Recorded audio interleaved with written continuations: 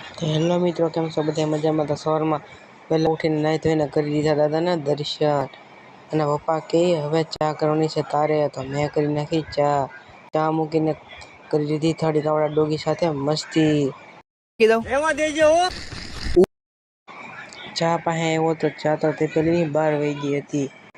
હવે તો મમ્મી મારો વારો પડી દેશે. ભેગું થાને ત્યાં તો આવી ગયેલા હતા મામા કે વિડીયો ઉતારતો નહીં હો. ને આ ભાઈ ગાડી પછાડી એટલે કરતા તો મારો પછી બે ભાઈ નીકળી ગયા કામે જવા. આજે ગાડી નહોતી લઈ જવાની, આજે જવાનું હતું વાહનમાં. અને મને મળી ગયા મારા ભાઈબંધ, એટલે હું વયો ગયો એની હારે. અને બંને વાતો કરતા કરતા પહોંચી ગયા મહુવા. અને હું પહોંચી ગયો મારી દુકાન પાસે. અને દુકાને આવીને જોયું તો દાદા અને લાલભાઈ બેઠા હતા અંદર. હું ક્યાં ના પડું. ઘડીક વાર કરી દીધી લાલભાઈ અરે હવાણ. અને પછી આવી ગયો તો મારે શેઠનો ફોન, તો મારે જવાનું હતું વસ્તુ અંબાવવા. તો હું વહી ગયો વસ્તુ અંબાવવા. અને જે દુકાને વસ્તુ અંબાવવાની હતી તે અંબાવીને પાછો વયો ગયો દુકાન બાજુ. પાછો દુકાન બાજુ જતો હતો ત્યાં તો મળી ગયા હિરેનભાઈ. હિરેનભાઈ કે બાપુ આ શું ખ્યાલ કરો છો, મફત વેડા છે કે શું? પછી તો હું પહોંચી ગયો પાછો દુકાને. ત્યાં તો ગયા હતા કેતનભાઈ અને કુનલભાઈ. પછી થોડી વાર પછી આવી ગઈ ચા, અને મેં તો પી લીધી ચા. પછી ઘડી વાર બેઠો લાલભાઈ પાસે હવાઈન કરવા. અને પછી હું આવ્યો ગયો જમવા.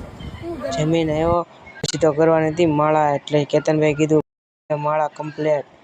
પછી તો થોડીક વાર થઈ એટલે મેં બનાવી નાખી માળા કમ્પ્લેટ આખી. પછી મારે જવાનું તો દુકાને વસ્તુ લેવા, તો હું ઉભી ગયો પછી દુકાને વસ્તુ લેવા.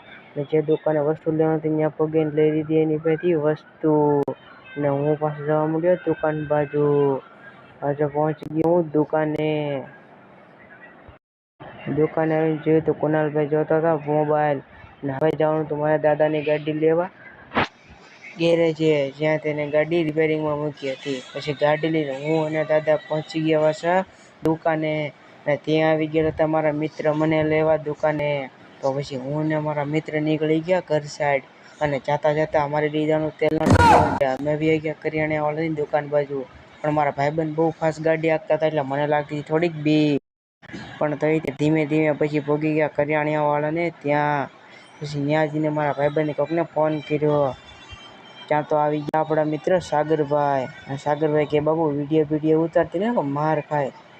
પછી તોય મેં ઉતારી લીધો વિડીયો અને ડબ્બો લઈને હવે જવાનું તો આપણે ઘર સાઈડ. અને રાતે મહુવામાં નીકળી તો ખબર પડે કે મહુવામાં કેટલું પબ્લિક છે. ઓહો, બધી બાજુ ટ્રાફિક જ છે. પછી હું પૂગી ગયો વડલી હારણ બાજુ. ત્યાં તો બધી કાર રસ્તા ખોદી નાખેલા છે. એટલે રસ્તો એટલો ખરાબ છે કે આપણને પણ પાડી દે. તોય ધીમે ધીમે કરતા કરતા બે ભાઈ નીકળી ગયા. અને આપણે આવી ગયા આપણા ગામ સથરામાં. પછી આપણે જે ઘરે ડબ્બો આપવાનો હતો એ આપણા મિત્ર સાગરભાઈનું ઘર આવી ગયું. અને આપી દીધો ડબ્બો અને આવી ગયા હરિભાઈની દુકાને માવા લેવા. ત્યાંથી લઈ લીધા માવા અને મારા ભાઈબંધને મને ઉતારી દીધો ઘરે. પછી હું વયો ગયો ઘરે.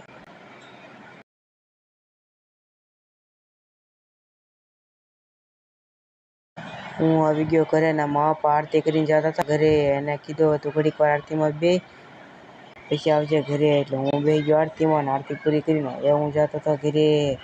અને મેં કરી લીધા મહાદેવના દર્શન. હવે જાઉં છું ઘરે. ઘરે જઈને જોયું તો આપણે હાયાબુસા પડી હતી ફળિયામાં.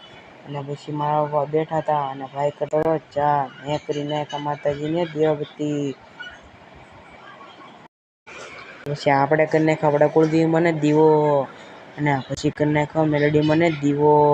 મેલડી મને દીવો કરીને પછી કરી નાખ્યો આપણે દાદાનો દીવો, એટલે કે કાળભૈરવ દાદાનો દીવો.